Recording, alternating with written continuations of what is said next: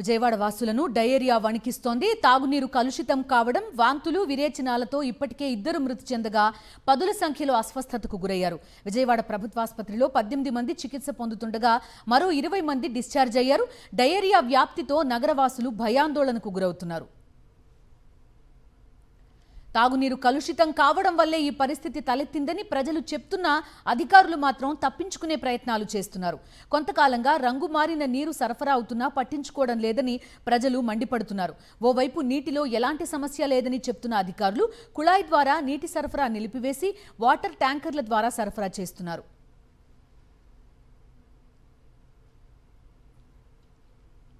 జనాలు వాంతుల రచనాలతోటి హాస్పిటల్లో జాయిన్ అవుతారు. నీళ్ళం బాగుంటలా, పిల్లలకి వాటికి వాంతుల రచనాలు అయిపోయి ఇది అవుతున్నారు. కొద్దిగా కాలువలు కూడా తీయట్లేదు, రోగాలు వచ్చేస్తున్నాయి. అసలు ఏమీ లేదు, ఈయన వచ్చిన కానీ ఏమీ లేదు. రోగాలు పాలైపోతున్నాం జనాలు. అసలు గెలిచే దరిద్రం వచ్చింది. శని ఏం సుఖం వచ్చింది? జనాభా చచ్చిపోతాను అన్ని చేస్తున్నావు. ఆడు గెలిచి సుఖం ఏముంది? గెలిపించా బట్టని ఏమైనా వచ్చే సుఖం వచ్చిందా? అవును నిజమే కదండి. అసలు ఏమీ లేదు, ఆడు గెలిపించాం. కాలువలు లేవు, శుభ్రం లేవు. ఎందుకు వాడు గెలిచి మాకు మనుషులు చంపేస్తున్నాడు కదా జనాభాని. చాలా మంది అండి హాస్పిటల్ పాలైపోయినారు. దేనికి అడు వచ్చింది? వాడు గెలిచి ఏం చేస్తున్నాడు? శుభ ఉపయోగం మాకు. నిజం జగన్ ఉన్నప్పుడు మాకు అన్ని చేశాడు మంచి. శుభ్రమే లేదు మాకు. ఆయన ఉన్నప్పుడే అంత బాగుంది మాకు. మా ముసలాయన కూడా వాంతులు ఈరోజనాలు అలా తిరుగుతున్నాడు ఏదో టాబ్లెట్ వేసుకుని.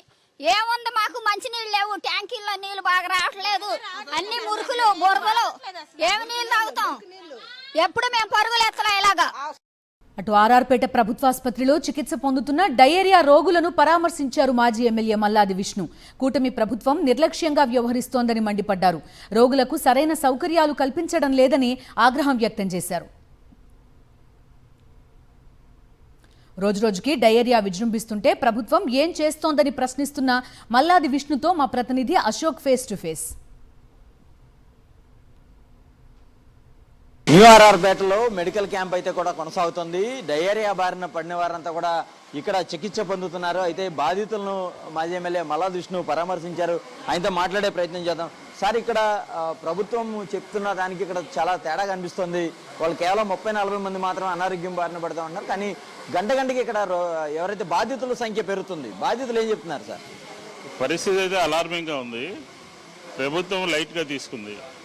నిన్నటి నుంచి అంటే నిన్న సంబంధించినటువంటి నిన్న మా దృష్టికి వచ్చిన వెంటనే అధికారులందరికీ కూడా సమాచారం ఇవ్వడం జరిగింది.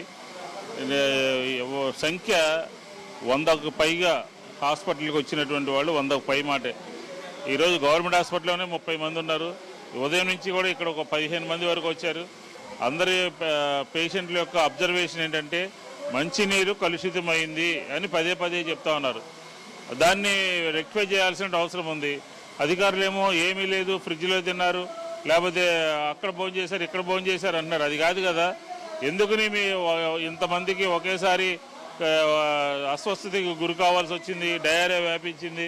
దీని మీద శానిటేషన్ ప్రాబ్లం ఉందా, మంచినీటి ప్రాబ్లం ఉందా, లేకపోతే ఇంకా ఏదైనా ప్రాబ్లం ఉందా అని చెప్పిన బ్లడ్ శాంపిల్స్లో ఏమొచ్చిందో, లేకపోతే వాటర్కి సంబంధించి గుంటూరు పంపించి వాటర్ టెస్ట్ చేస్తున్నామన్నారు. ఆ రిపోర్ట్స్ వచ్చినాయో లేదో ప్రజల ముందు పెట్టి అప్రమత్తం చేసి ఇంకా ఫ్యూచర్లో బరదరగా జరగకుండా చర్యలు తీసుకోవాలి.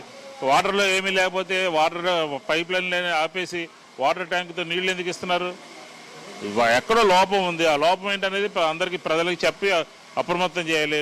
48 గంటలు దాటింది, పరిస్థితి అదుపులో లేదు. అధికారులు దీన్ని ఇక్కడ ఉండి చెప్పాల్సినటువంటి బాధ్యత ఉంది. ఇప్పుడే మినిస్టర్ గారు వచ్చారంట, ఏమీ మాట్లాడకుండా చూసి వెళ్ళడం జరిగింది. గవర్నమెంట్ హాస్పిటల్లోనే దాదాపు 30 మంది 2 రోజులుగా వచ్చేవాళ్ళు వస్తానున్నారు, వెళ్ళేవాళ్ళు వెళ్తానున్నారు. కానీ పరిస్థితి అయితే చేయి దాటుతుందన్నట్టుగా కనపడతా ఉంది. దీన్ని ప్రభుత్వమే తక్షణమే హెల్త్ ఎమర్జెన్సీ ప్రకటించాలి. ఇంకా చుట్టుపక్కల ఉన్నటువంటి అధికారులందరూ కూడా దీని మీద దృష్టి పెట్టాలి. ప్రభుత్వం నుంచి ఇక్కడ ఎటువంటి ఏర్పాట్లు చేయాలి, ఏం ఇబ్బంది లేకుండా ఏ విధంగా చూడాలి. ప్రజలకి ఇప్పుడు చిన్నవాళ్ళు ప్రతి కుటుంబం నుంచి 2-3 వస్తూ ఉన్నారు, ప్రతి ఇంట్లో నుంచి వస్తూ ఉన్నారు. దీన్ని ఇమీడియట్గా తక్షణమే కంట్రోల్ చేయాల్సినటువంటి బాధ్యత ప్రభుత్వం మీద ఉంది. ఆ దిశగా ప్రభుత్వం వెళ్తున్నట్టుగా కనపడలేదు. అయినా కానీ దీన్ని రాజకీయం చేయదలుచుకోలేదు. ఇమ్మీడియట్గా దీని మీద చర్యలు చేపట్టాలని చెప్పి వైఎస్ఆర్ కాంగ్రెస్ పార్టీ డిమాండ్ చేస్తుంది. ఇప్పుడు మనం చూస్తే కనుక న్యూ ఆర్ఆర్పేటలో పరిస్థితి కొంత ప్రమాదకరంగానే ఉంది. క్రమంగా గంటకి బాధితుల సంఖ్య పెరుగుతుంది. కాబట్టి ఇప్పటికైనా ప్రభుత్వం స్పందించాలి. ఈ ప్రాంతంలో హెల్త్ ఎమర్జెన్సీ ప్రకటించడంతో పాటు బాధితులందరికీ కూడా మెరుగైన వైద్యం చేయించాలి. అలాగే సమస్యకు మూలాలను కూడా గుర్తించాలని చెప్పి మళ్ళా దృష్టిని డిమాండ్ చేస్తున్న పరిస్థితి కనబడుతోంది. కెమెరా పర్సన్ వంశీతో అశోక్, సాక్షి టీవీ, న్యూ ఆర్ఆర్పేట నుంచి.